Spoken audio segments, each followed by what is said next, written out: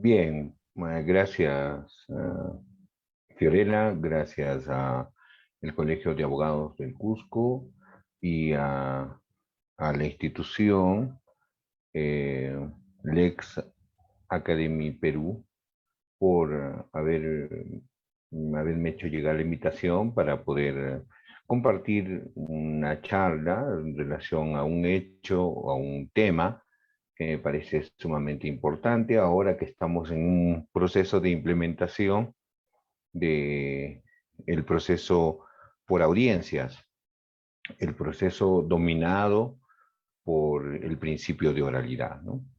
Y justamente, como bien ha tenido ocasión de decir Fiorella, eh, es pues el tema que me va a ocupar en este momento, el proceso civil por audiencias, el impacto de los hechos en el proceso civil. Y bueno, como ya estamos viendo en pantallas, tenemos las diapositivas a partir de las cuales vamos a trabajar con el apoyo de Nilton.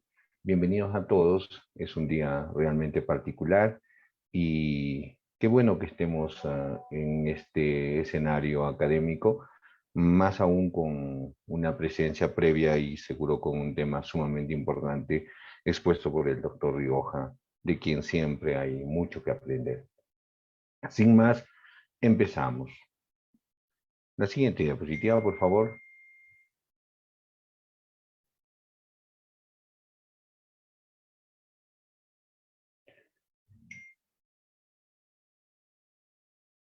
Nilton, si me puedes ayudar, no sé si me estás copiando.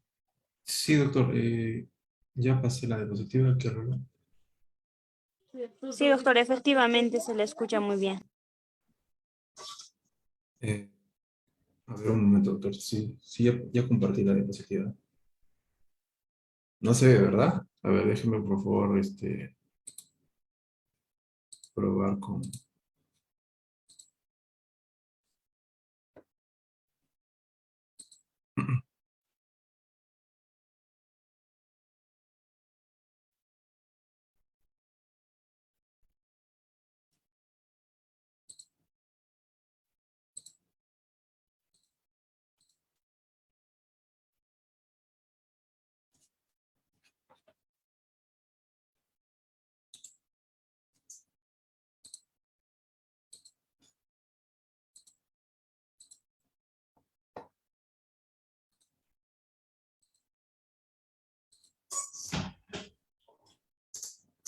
Perfecto, doctor. Ya estoy en la segunda diapositiva.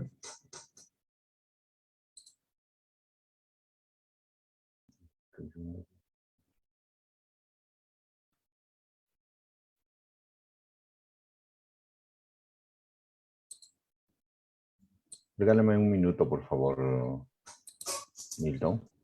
Sí, doctor, sí.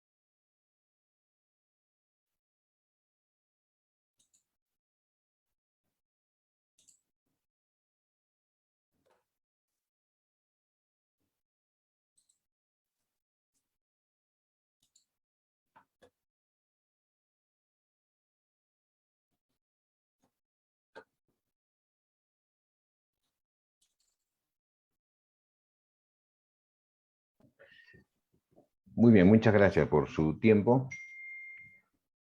Algunas consideraciones de orden preliminar.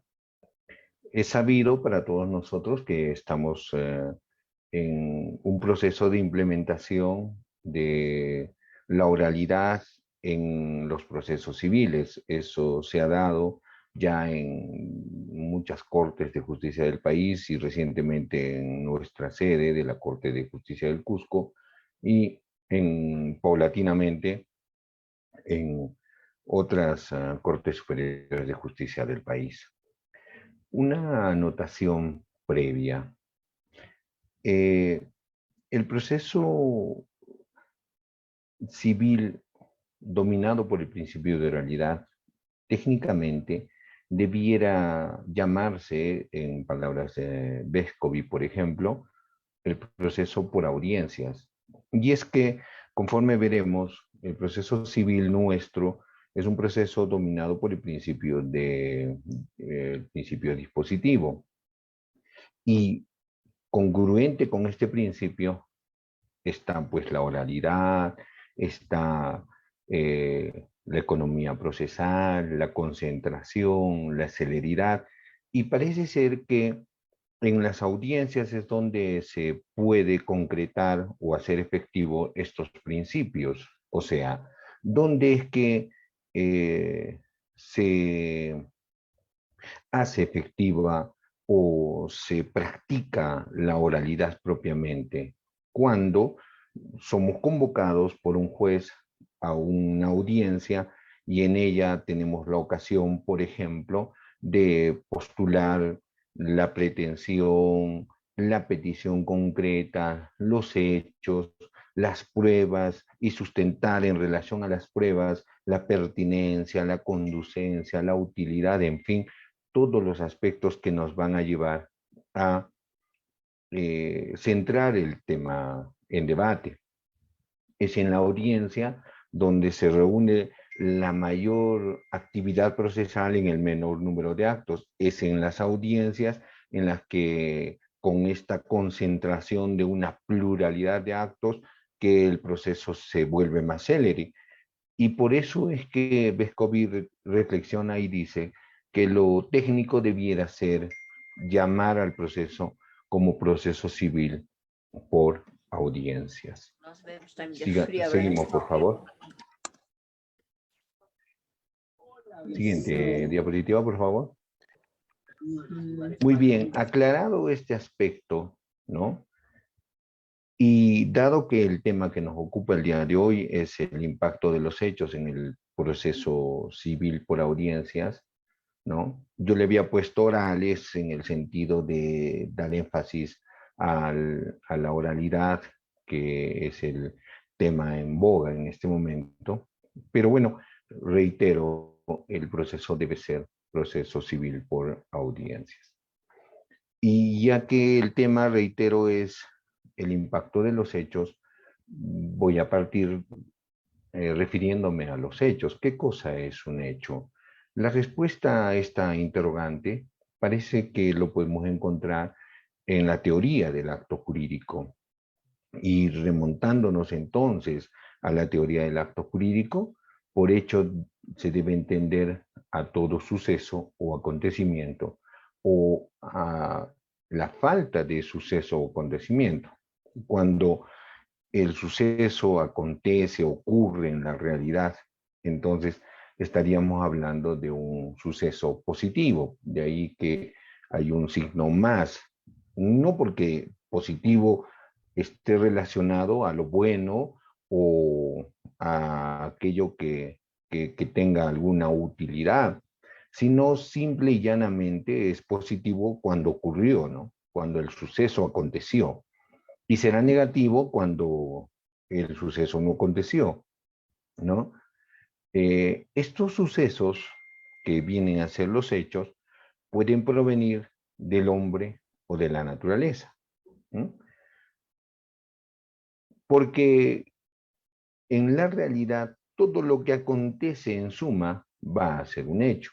Y quienes van a hacer que estos ocurran, por un lado puede ser el hombre, provienen de la actividad o inactividad del hombre, y por otro lado de la naturaleza, de la actividad o inactividad de la naturaleza, nada más que eso, ¿no? Nada más que eso nos interesa precisar en relación a los hechos. De hecho, también nos interesaría hablar sobre lo que es un hecho jurídico, y eso vamos a verlo en la siguiente diapositiva.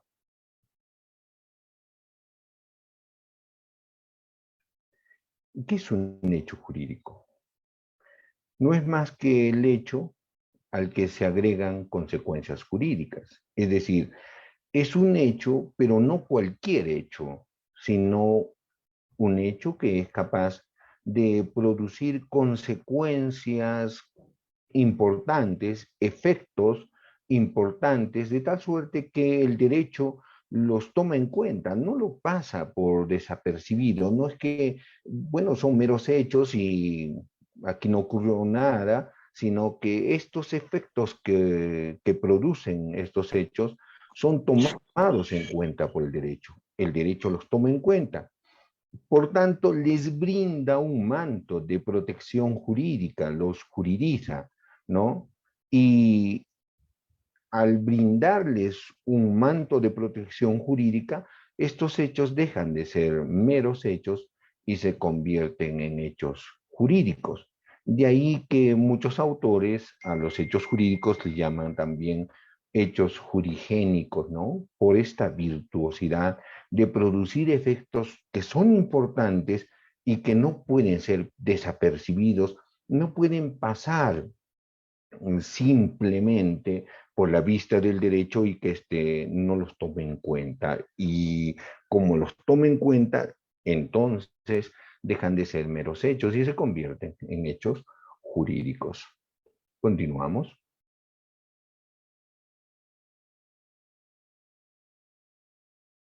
Esto es ilustrativo, ¿no? Esto es una copia de el libro del profesor Aníbal Torres Vázquez, que al referirse a los hechos jurídicos nos muestra con meridiana claridad cómo es que el hecho puede ser natural o externo, humano o interno, y es el hecho humano o interno al que posteriormente, para distinguirlo de los hechos jurídicos que provienen de la naturaleza respecto de los hechos jurídicos que provienen del hombre, estos últimos van a tener el nombre de acto.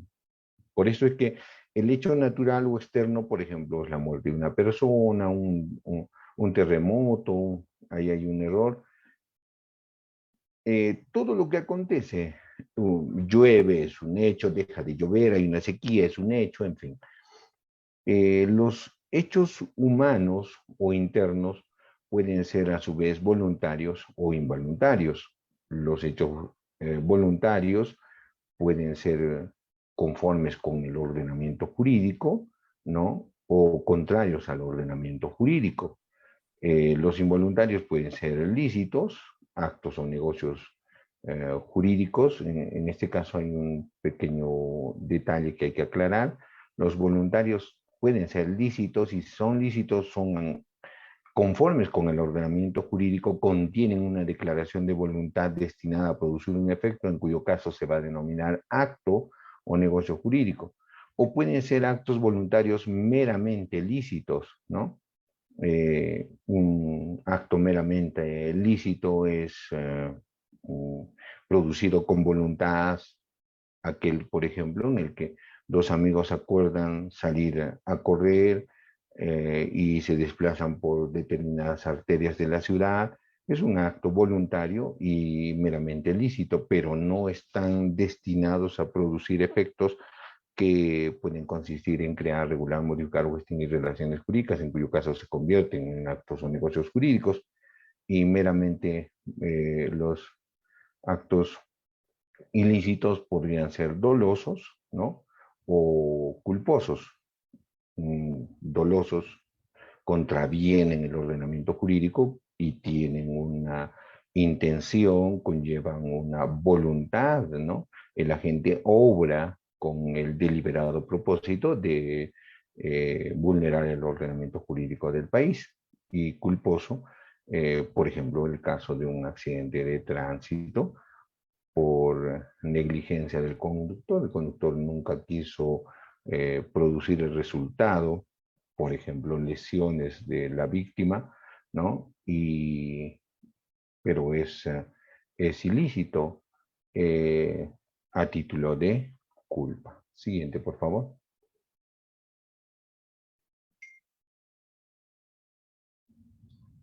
Bien, ahora sí entramos de lleno en el tema que nos ocupa, los hechos y el proceso.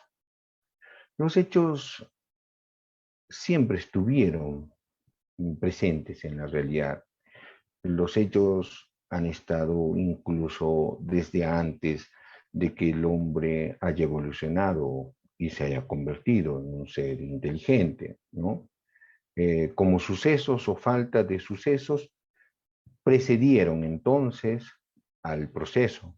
El proceso es un instrumento que crea el hombre, ¿no?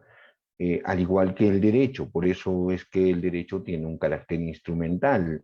El derecho es creado por el hombre para poder organizar su vida de relaciones sociales y con el deliberado propósito de que esta vida de relaciones sociales no se siga dando en función de los criterios, los pareceres, la forma de actuar de las personas, de los seres humanos, sino que estén regulados por preceptos, por reglas que orienten la conducta del hombre para poder vivir en orden.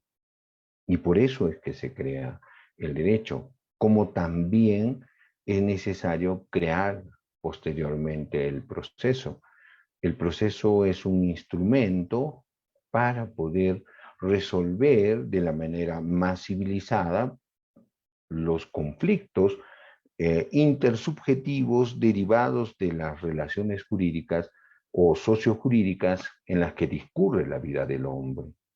Y es el mecanismo más civilizado. Recuerden ustedes que cuando nosotros hablamos de las formas de solución de conflictos que experimentó el hombre a lo largo del devenir, ¿no?, de la civilización, vemos que la forma primigenia que usó el hombre casi como una forma natural de resolver los conflictos fue el uso de la fuerza. Entonces, el más fuerte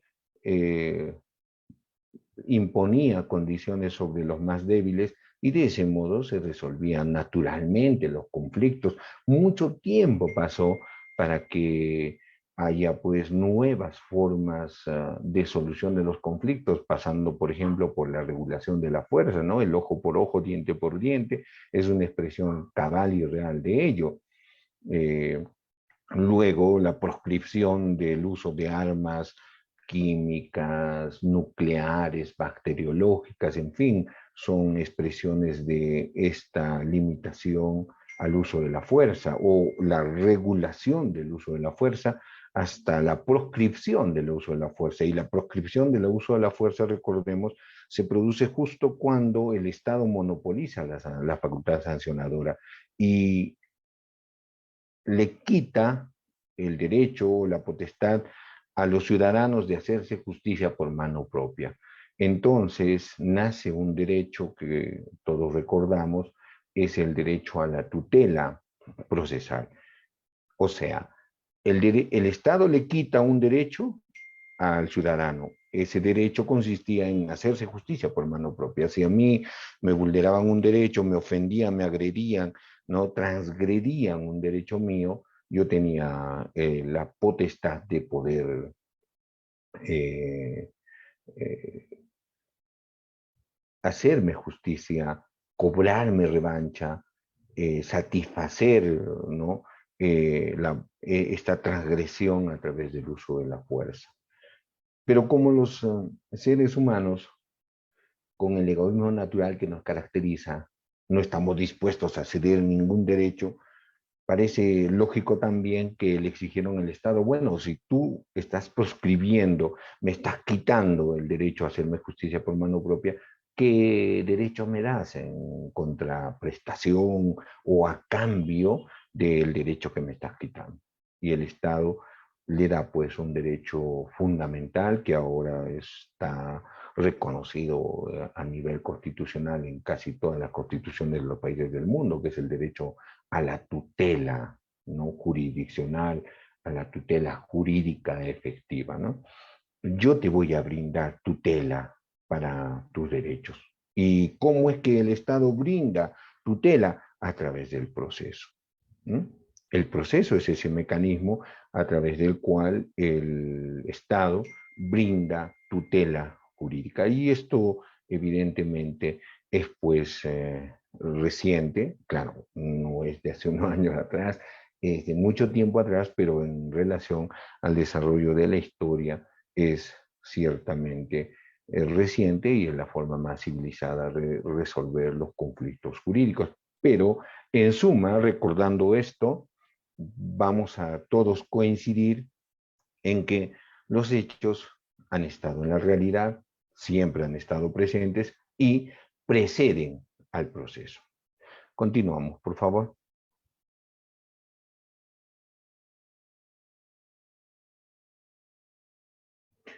Para hablar de los hechos, parece ser que la forma más adecuada de empezar es refiriéndonos al Código Procesal Civil, porque si el proceso es un instrumento que usa el Estado para resolver los conflictos intersubjetivos con relevancia jurídica, recuerden, objeto del proceso, finalidad del proceso, finalidad inmediata, mediata, finalidad inmediata y abstracta, ¿no es cierto? Eh, entonces,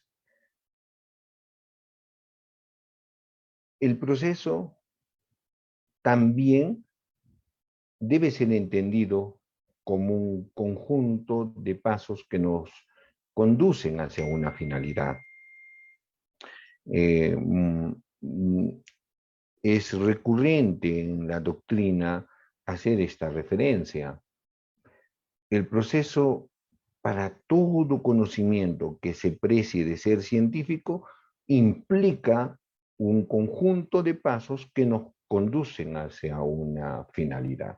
En la matemática, en la lógica, en la medicina, en la sociología, en fin, en toda ciencia, el proceso va a tener, dicen, la misma definición. Pero no es un conjunto de pasos cualquiera, ¿verdad? Es un conjunto de pasos organizados, es un conjunto de pasos secuenciales, jerarquizados, ¿no? Preclusivos, uno a continuación de otro, y de hecho regulares. ¿Y por qué? Porque están regulados.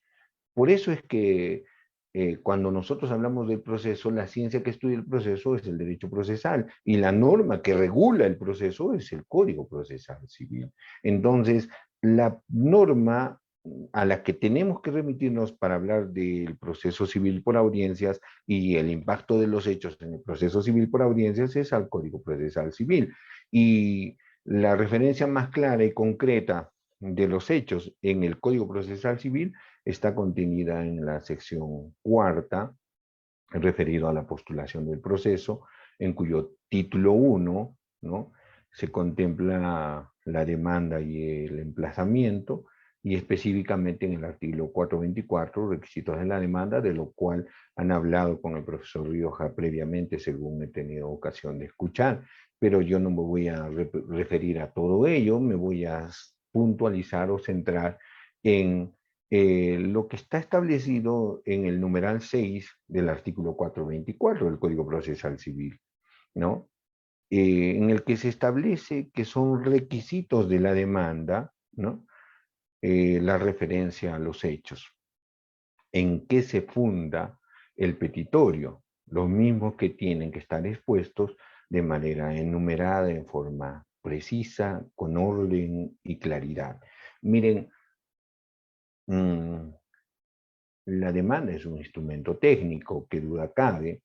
Pareciera ser que redactar una demanda es una tarea bastante difícil porque a renglón seguido del 424 nuestro código dice que si no cumplimos con los requisitos exigidos, generales, formales y especiales previstos por ley para la redacción de la demanda, se nos va a rechazar la demanda.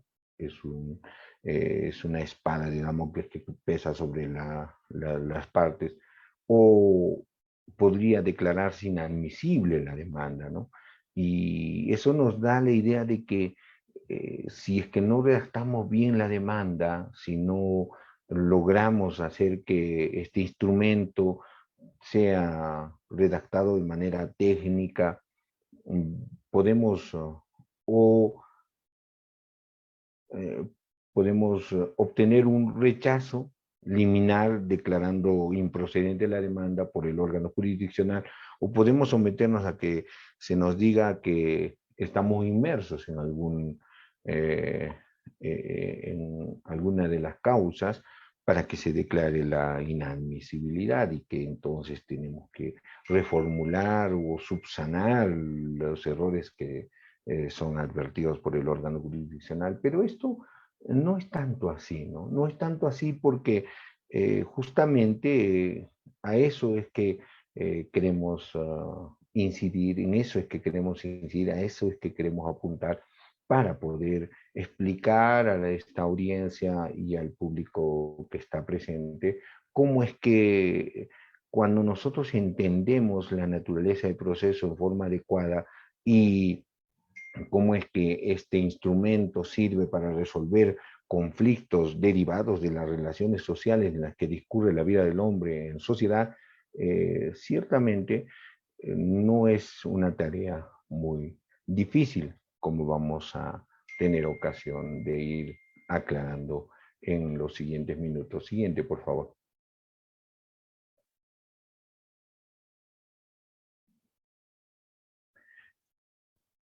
Miren, ya el legislador, como hemos visto en la diapositiva anterior, ha considerado que es un requisito general de todo tipo de demanda, ¿no? Que los hechos sean expuestos con claridad, secuencia, orden, precisión, ¿no? Por tanto, los hechos en el proceso son trascendentales porque tienen relación con el principio dispositivo. Decíamos al principio que el principio dispositivo está vinculado con los principios de oralidad, de concentración, de celeridad, de preclusión, de economía procesal, ¿verdad? Porque son principios que van de la mano con el principio dispositivo.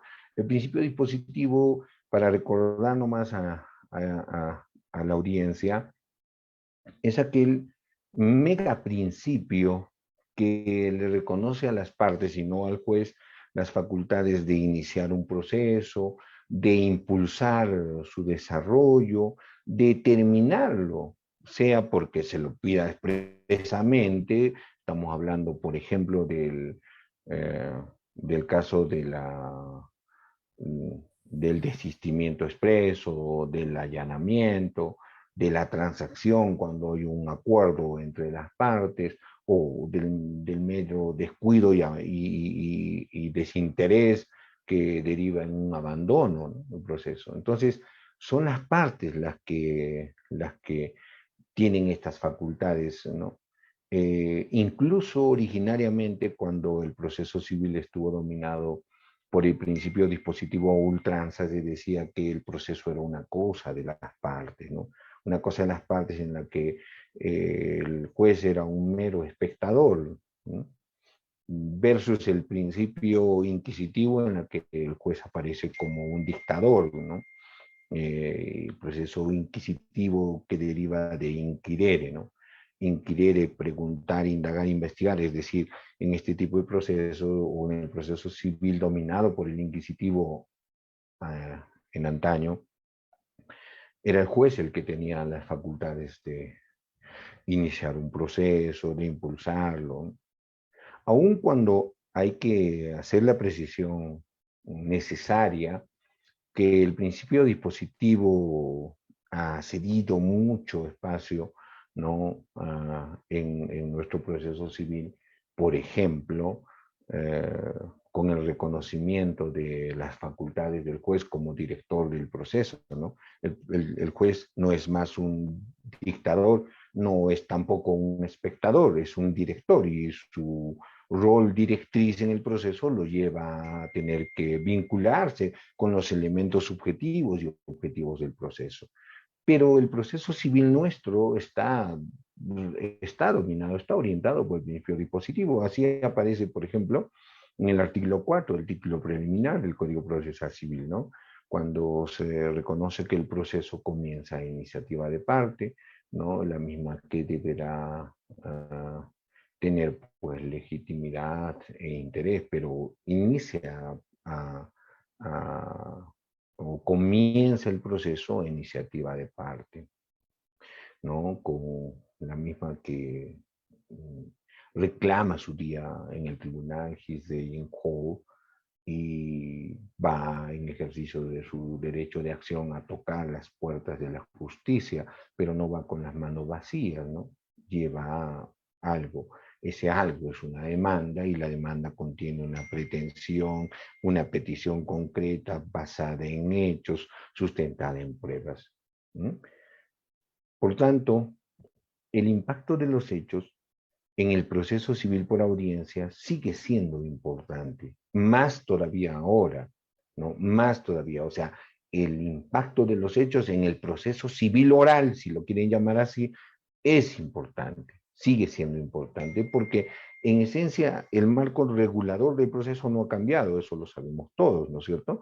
Y sigue teniendo relación con el principio dispositivo que está reconocido, reitero, en el artículo 4 del título preliminar del Código Procesal Civil. Continuamos, por favor.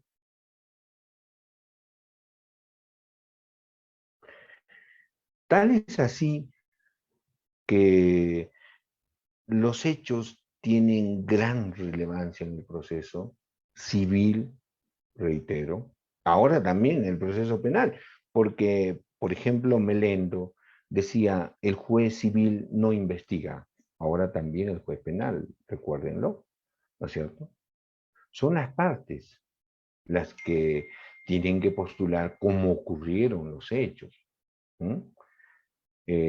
Afirman cómo es que estos se produjeron, porque los hechos sobre los cuales se va a pronunciar el juez en su decisión de fondo contenido en la sentencia, los hechos que postulan las partes, la parte demandante en su demanda y la demandada en la contestación de la demanda, son hechos del pasado, no están presentes. Son hechos que ocurrieron. ¿Quién conoce cómo ocurrieron estos hechos? ¿Quién sabe cómo ocurrieron tales hechos? ¿Mm? Son las partes. Si yo afirmo que Perico de los Palotes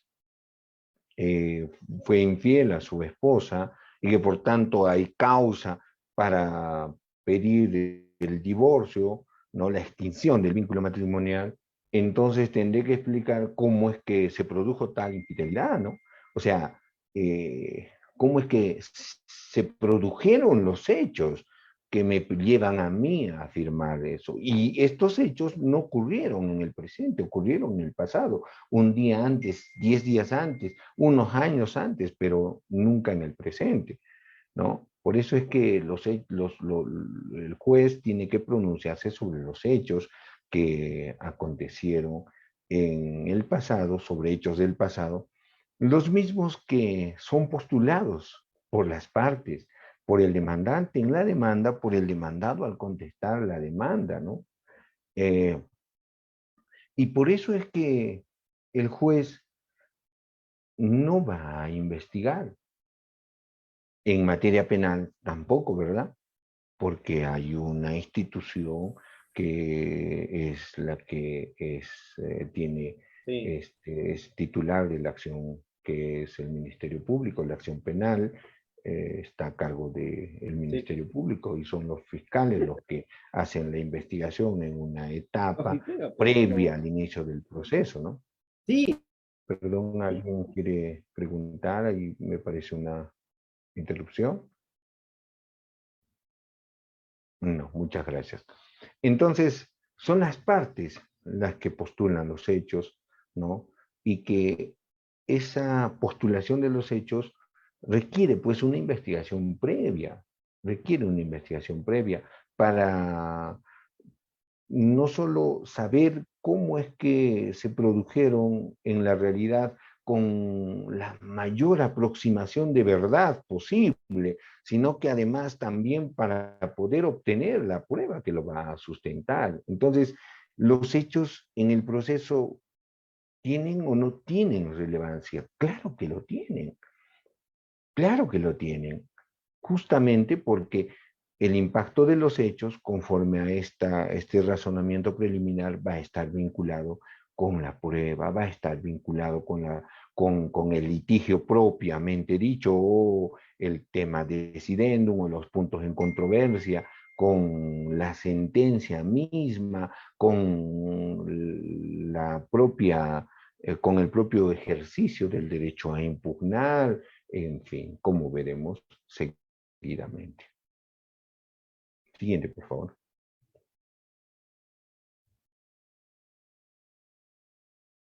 Por eso mismo, Jaime Watts decía que la pretensión tiene un alto contenido fáctico, ¿no? Sea porque es el demandante el que postula los hechos, es el demandante el que en base a los hechos ha de determinar cuál es la pretensión que va a elegir, es el demandante que en función a los hechos va a solicitar una petición, el petitum, eh, aquel bien de la vida y obligación de dar o conducta como a título de prestación que debe ejercitar el demandado, porque la pretensión se plantea contra el demandado y frente al juez. Y no se equivocaba el profesor Wasp cuando decía que la pretensión tiene un alto contenido fáctico, ¿no? Y por tanto, la parte demandante, al proponer los hechos, incide directamente en la pretensión. Siguiente, por favor.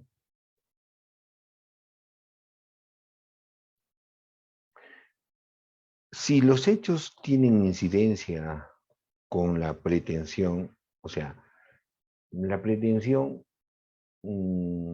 es un bien de la vida que se pide y, reitero, frente al demandado, contra el demandado, perdón, y frente al juez. ¿No? ¿Qué cosa es lo que se le pide? ¿No? Se le pide una conducta que se llama prestación, que puede ser de dar, que puede ser de hacer, que puede ser de no hacer, ¿no es cierto? Pero hasta ahí todavía parece que es incompleta, ¿no? ¿Qué cosa? Bienes. O sea, si yo pido que me den, puede ser un bien, que si es una prestación de hacer, consistirá en un servicio, ¿no? Y si en su contrario será pues una prestación de no hacer un servicio o de no dar un bien. Entonces, cuando nosotros vamos a elegir la pretensión y el petitorio concreto, tenemos que, de hecho, saber cómo ocurrieron los hechos para elegir adecuadamente la pretensión de que se trate. Y los hechos seguidamente tienen que ver con las pruebas. Toda la actividad probatoria va a tornar en relación a los hechos, en definitiva.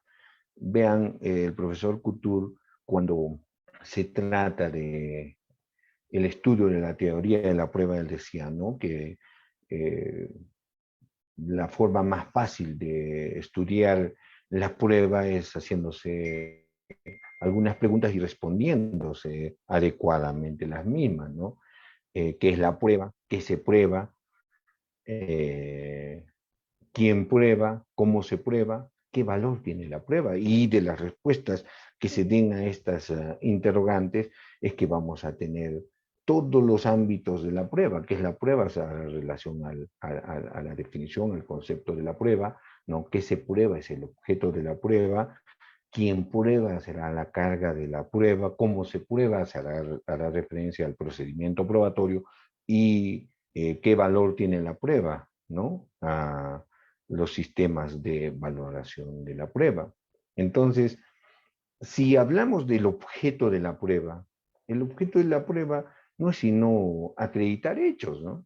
Es producir certeza en el juzgador, ¿cierto? Pero ¿cómo yo voy a producir certeza en el juzgador si no le expongo los hechos con claridad, con precisión, con la mayor aproximación de la verdad? Porque ¿cómo se acredita la existencia u ocurrencia o no ocurrencia de un hecho con las pruebas, ¿no? Entonces, el objeto de la prueba es acreditar hechos y así está establecido en nuestro ordenamiento jurídico procesal civil en el artículo 188. La carga de la prueba, es decir, eh, el deber de probar, la obligación de acreditar las afirmaciones, le corresponde a las partes, ¿no? Y estas acreditan, usan todos los medios de prueba a su alcance para acreditar hechos, para poder referirse a los hechos, cómo ocurrieron, cómo no ocurrieron, con qué características ocurrieron, cuándo ocurrieron. Todo ello es deber de las partes y por tanto son las partes las que tienen la carga de la prueba para acreditar los hechos. Cuando hablamos del procedimiento probatorio, estamos hablando de la incorporación de la prueba al proceso, ¿verdad? Incorporar pruebas al proceso, ¿no? En la medida que estas pruebas tengan relación con los hechos. Porque si no tuvieran relación con los hechos, evidentemente serían impertinentes, serían inútiles y no servirían para el esclarecimiento de la verdad, ¿no? Consecuentemente, el procedimiento probatorio, es decir, el procedimiento probatorio que, recordando la teoría del proceso, involucra varios pasos, ¿no? El ofrecimiento en la etapa postulatoria, la admisión de las pruebas, la actuación de las pruebas, ¿no? En etapa probatoria, la valoración de las pruebas en etapa decisoria del proceso. Todas ellas tienen que ver con los hechos porque se incorporarán las pruebas al proceso, reitero, en la medida que éstas tengan relación con los hechos y consecuentemente serán pruebas pertinentes las que estén en el proceso siempre que tengan vinculación con los hechos. Finalmente, cuando abordamos en la teoría de la prueba o en la actividad probatoria dentro del proceso, la valoración de la prueba, ¿no? El juez, para poder emitir su decisión sobre el tema de fondo, sobre la cuestión de fondo, ¿no? Eh, Tendrá que buscar la máxima aproximación a la verdad.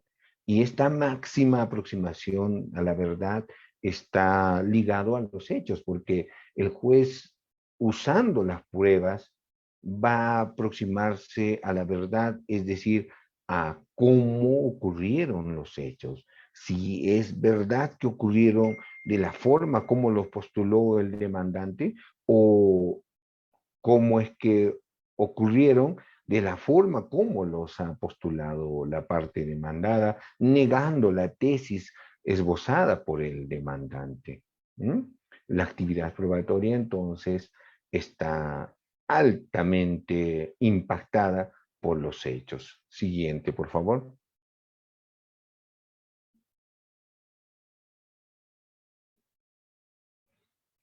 Si esto ocurre con la prueba, ¿qué ocurre con los hechos en relación a los puntos en controversia, a la fijación de los puntos controvertidos, más propiamente al litigio propiamente dicho, ¿no?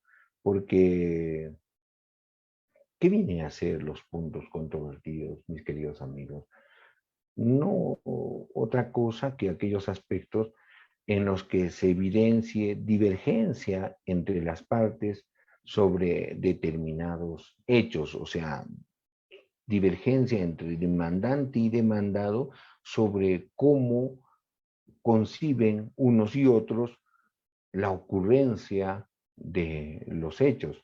Uno puede afirmar que un hecho ocurrió de una manera y el otro puede decir que ocurrió de otra manera. ¿Mm? Es cuando tenemos un hecho controvertido. Porque si uno afirma que el demandante, por ejemplo, afirma que el hecho ocurrió de la manera A y el demandado se viene a reconocer que ese hecho efectivamente ocurrió de la manera como lo ha expuesto el demandante, es decir, de la manera A, entonces resulta ocioso recurrir a las pruebas para acreditar ese hecho.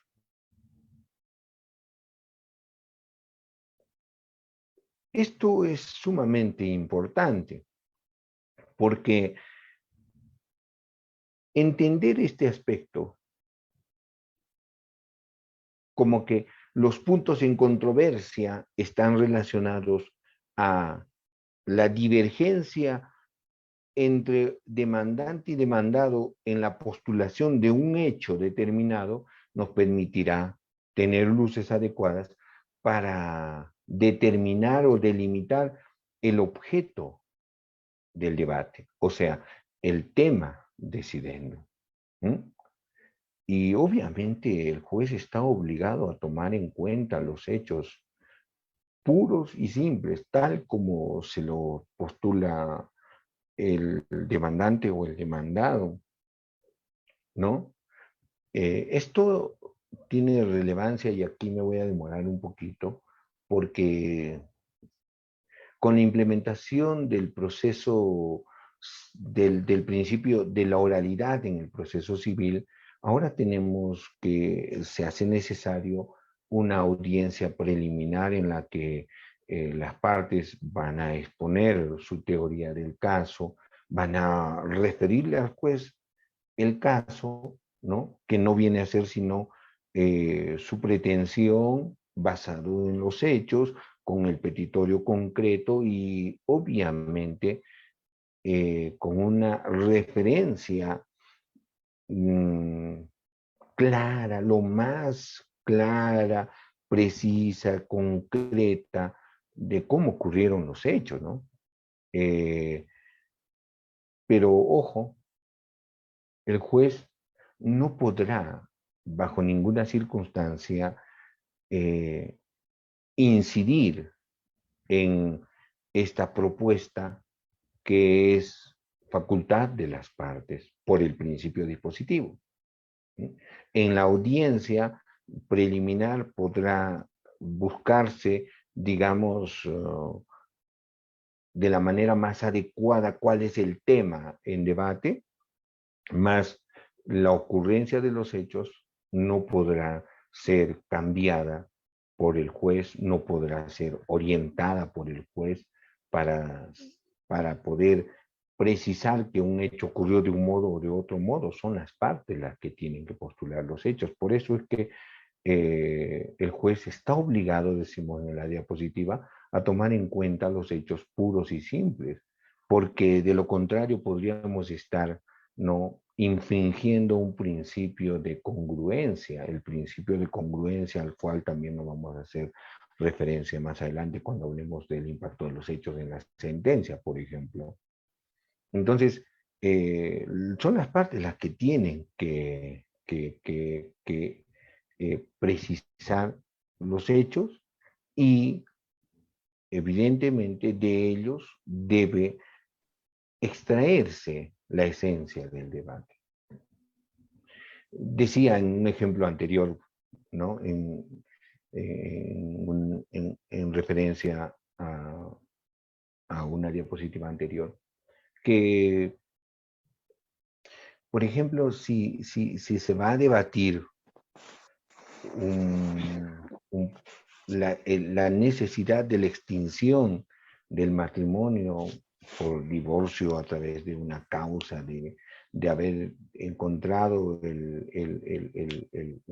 la esposa a su marido, ¿no? Siéndole infiel, ¿no? Por adulterio. Vean, si una persona, un demandante, en este supuesto, redactara una demanda haciendo referencia a cómo es que la esposa conoció a su esposo allá en los años 2000, ¿no?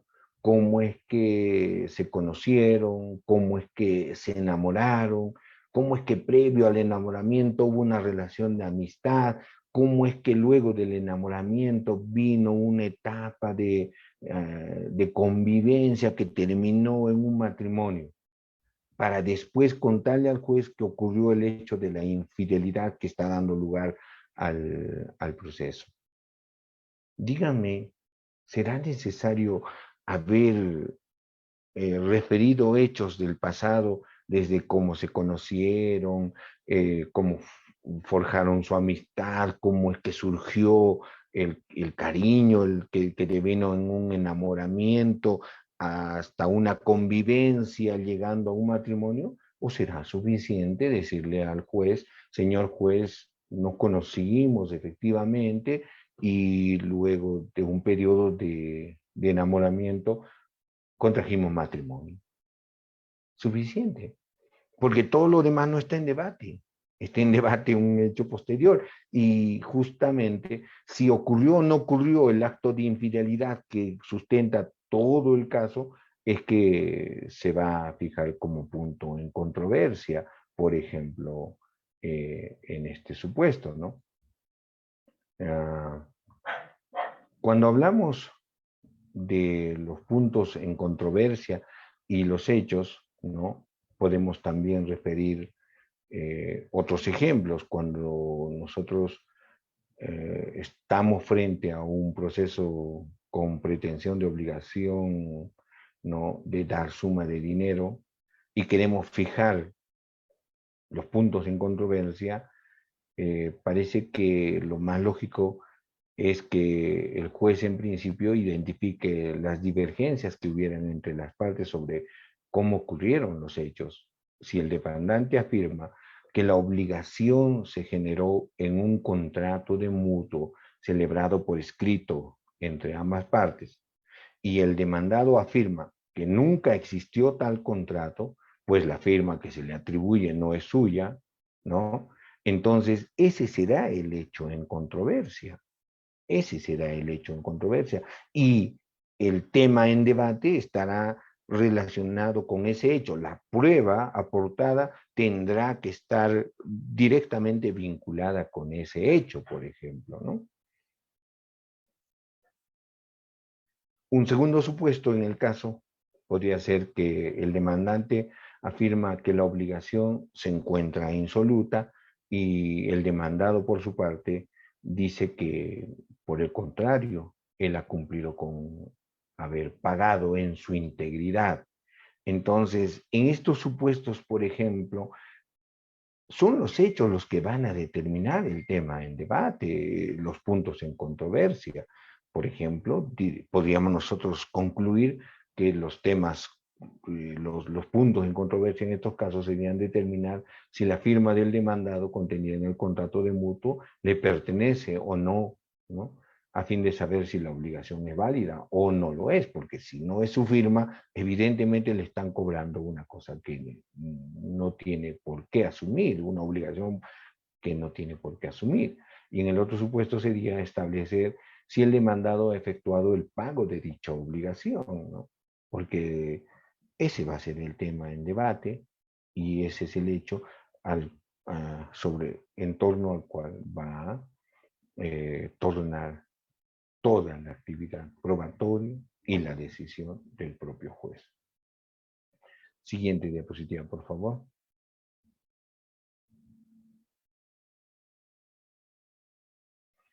Los hechos también inciden, pues, en la decisión del juzgador, es decir, en la sentencia, porque sabemos que por el principio de congruencia el juez debe resolver, ¿no? Eh, según lo que las partes pidieron, no más, no menos, no fuera, no extra, ¿no? porque correría el riesgo de caer en error injudicando, que determinaría la nulidad de la sentencia. Es decir, el juez no se puede apartar de los hechos. Tampoco el juez puede entender de modo distinto a cómo ocurrieron los hechos en la realidad, ¿no? Y tampoco podría el juez referirse a hechos que no fueron postulados por las partes. O sea, si la obligación de las partes es postular los hechos de la manera más simple y llana, hechos puros o simples, como nos llama la doctrina, el juez tiene la obligación de referirse a los hechos postulados por las partes, no a presumirlos, no a hacer a adecuarlos según sus criterios de valor.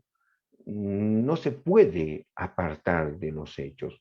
Por el principio de identidad lógica, los hechos son los mismos, ¿no?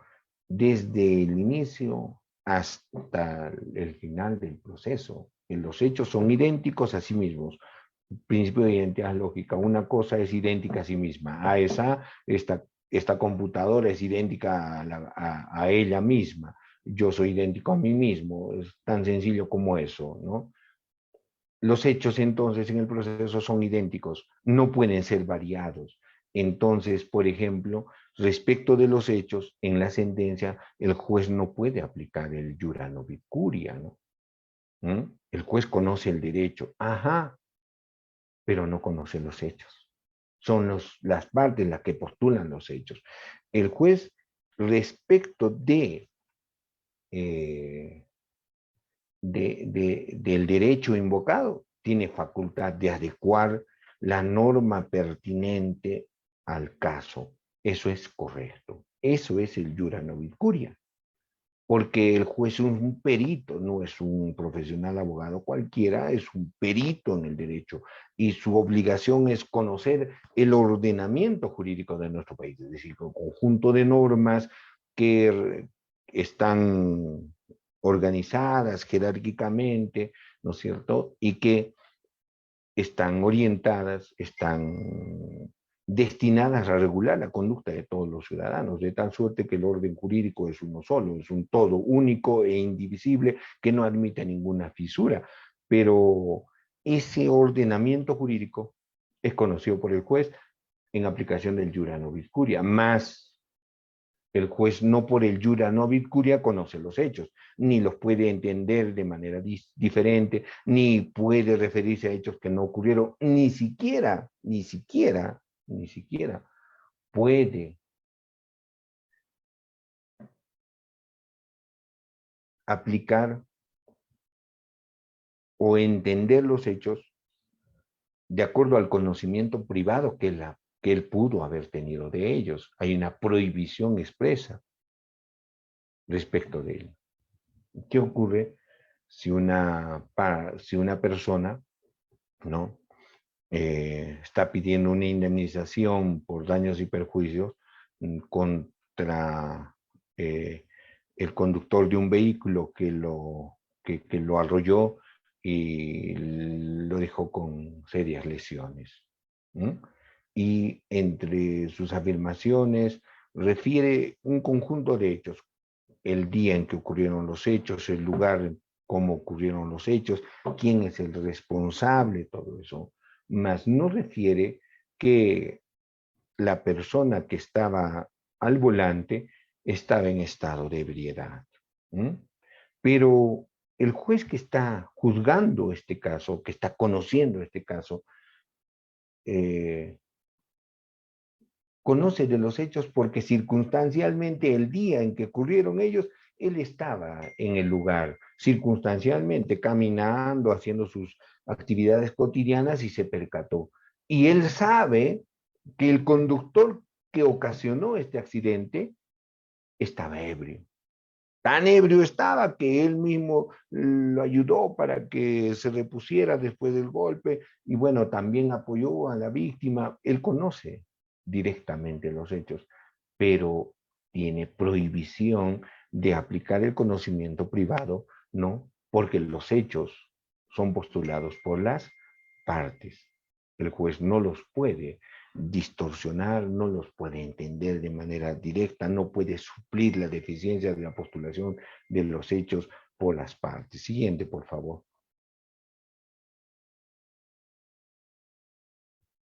Tanto es así que el profesor Michel Tarufo, ¿no?, en su obra Motivación de las Sentencias, decía que los hechos tienen un gran impacto, ¿no?, en la motivación, en la obligación, en el deber de motivar que pesa sobre las cabezas de los jueces.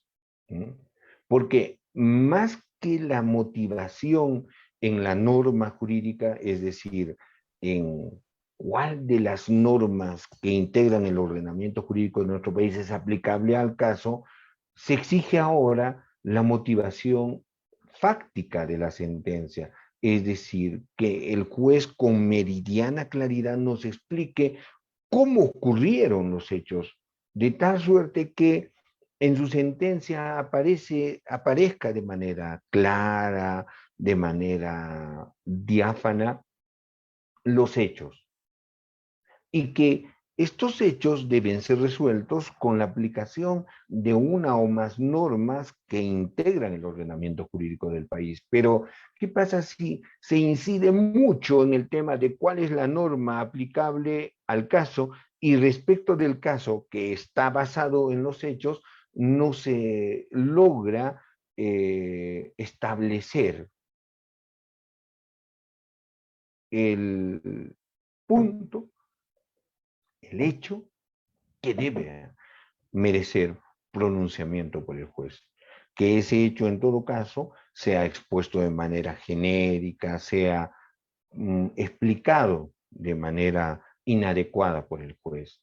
El profesor Michel Tarufo decía que al juez hay que exigirle, ¿no?, que motive su decisión exponiendo el caso de la manera más adecuada, clara y precisa. Y una vez que cumpla con ese deber de motivación fáctica, debe ir a la motivación jurídica para que la motivación sea completa y este deber que pesa sobre la cabeza del juez sea cumplido adecuadamente y sea también efectivo el derecho, ¿no?, de los justiciables, de las partes, quienes tienen el derecho de informarse sobre la decisión, entender la decisión del juez a través de la motivación clara en el ámbito fáctico, es decir, con incidencia directa de los hechos, y en el ámbito jurídico a través de la motivación normativa de las sentencias. Siguiente, por favor.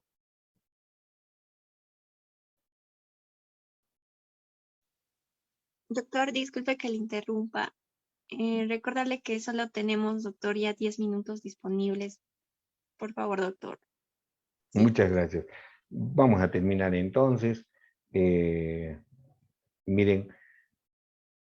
el profesor Calamandrei, ¿no?, refiriéndonos al recurso, bueno, antes de referirnos específicamente a lo que habla el profesor Calamandrei, diríamos que los hechos también tienen gran relevancia en los recursos. Los recursos son medios que utilizan las partes para poder hacer efectivo el derecho a la doble instancia. Es una garantía del proceso que las decisiones de los magistrados puedan ser revisados por instancias colegiadas que con un mayor número de magistrados, con mayor ilustración de los mismos, dos cabezas piensan mejor que una, bajo esa lógica, las partes pueden someter a una revisión, ¿no?, las decisiones de los jueces de primera instancia. ¿Cómo es que se logra esto? Pues recurriendo, ¿no es cierto? Recurriendo de una instancia a la otra. Por eso es que la forma de llegar a la segunda instancia son los recursos. Los recursos, los hechos también importan sumamente. Tanto es así que cuando nosotros hablamos de los recursos, estamos sometidos al principio tantum appellatum quantum devolutum. Es decir, se devuelve tanto como se ha apelado, no más, no menos, no fuera, no extra, bajo riesgo de transgredir el principio de congruencia procesal y pues evidentemente ello conllevaría la nulidad de la decisión. Y en el caso específico del recurso de casación, ¿no? En el que, como todos sabemos, excepcionalmente, porque este es un recurso excepcional, no hay 3 instancias, y se recurre a la casación para someter a debate cuestiones netamente jurídicas. Sin embargo, el profesor Calamandrei hace una precisión que tiene que ver con este tema, ¿no? Miren, el razonamiento es bastante sencillo. Si el hecho, dice, tiene incidencia o implicancia en el aspecto jurídico, por tanto, si la sentencia pudiera contener un error de razonamiento fáctico que determine la decisión, entonces Calamandrei concluye que corresponde evaluar los hechos en sede de casación. O sea, sí se puede evaluar los hechos en sede de casación cuando la decisión sometida a examen tiene incidencia en la aplicación de la norma y tiene incidencia en el razonamiento del juez que aplicó una norma entendiendo indebidamente el caso. Eso ahora ha permitido que la Corte Suprema de Justicia de la República pueda someter, ¿no? Y ha declarado varias veces procedentes los recursos de casación por afectación al debido proceso. Siguiente, por favor. Bueno, un comentario adicional en relación a los hechos es aquella que ahora, ¿no?, vamos a ir implementando de mejor manera en los procesos civiles por audiencias, cuando nos refiramos cuando tengamos que someter a interrogatorio a las partes o a los sujetos que intervienen en el proceso, ¿no? Porque el interrogatorio tendrá que ser respecto de los hechos, ¿no? Porque si no fuera así, estaríamos en un interrogatorio, frente a un interrogatorio inútil. Será inútil cuando justamente se refiere a los hechos no postulados en la demanda, sobre hechos no postulados en la contestación de la demanda, ¿no? O cuando se refiere a hechos que no fueron postulados en las excepciones o en la absolución de las mismas. Es decir, los interrogatorios, para que sean útiles, tienen que estar referidos a los hechos, deberán versar sobre los hechos que interesen al proceso, y estos hechos son, recuérdenlo siempre, los postulados por el demandante en la demanda, por el demandado al contestar la demanda. Bueno, creo que con esto he terminado esta disertación. Espero haya podido lograr el propósito, que no fue otro sino llamar la atención del auditorio respecto de la necesidad de darle importancia a un aspecto que es neurálgico desde mi humilde punto de vista en el desarrollo del proceso, y ello está referido a los hechos, porque un magistrado que es amigo mío, en un diálogo hace mucho tiempo me decía: incide en el caso, el caso, el caso y el caso. No salgas del caso, métete en la cabeza el caso, y el caso está determinado por los hechos. Por tanto, si nosotros conocemos los hechos, sabemos cómo ocurrieron los hechos, vamos a poder postular una demanda en forma adecuada, vamos a poder acreditarlos de manera adecuada, vamos a lograr persuadir al juez al explicarle de forma adecuada cómo ocurrieron los hechos y lograr la adhesión del juez a nuestra teoría. Y por tanto, el conocimiento de los hechos tiene pues un impacto importante en el proceso civil por audiencias. Dicho esto, he terminado. Gracias a todos y mil disculpas por el exceso de tiempo que he podido utilizar. Gracias. Muchas gracias, doctor Wilfredo, por brindarnos su tiempo y poder compartir con nosotros sus conocimientos en esta presente sesión de clase. Recordarle, doctor, que el Ex Academy Perú siempre será su casa y esperamos contar también con su presencia y su ponencia en un próximo evento académico, doctor. Muchas gracias, doctor. Gracias a ustedes, al Colegio de Abogados, al Ex Academy Perú, a Nilton, a ti, Ferela, y a todos quienes han destinado un pequeño tiempo, un espacio de sus actividades en un día difícil, ¿no? Un día difícil como, que es para todos difícil, un día domingo en el que seguramente estamos predispuestos a hacer otras actividades que nos puedan relajar y que no nos preocupen como es el hecho de cómo es que ocurre un proceso, cómo impactan los hechos en el proceso, pero bueno, felicitarlos por su interés y agradecerles el tiempo que han destinado para escucharme. Si hubiera alguna pregunta, con mucho gusto. De lo contrario, reitero mis agradecimientos y ojalá pudiéramos vernos en nuevos espacios de debate, de conversación, para poder compartir conocimientos y ir mejorando todo aquello que necesitamos en procura de un adecuado servicio de justicia que el Estado debe dar a todos los ciudadanos. Gracias nuevamente.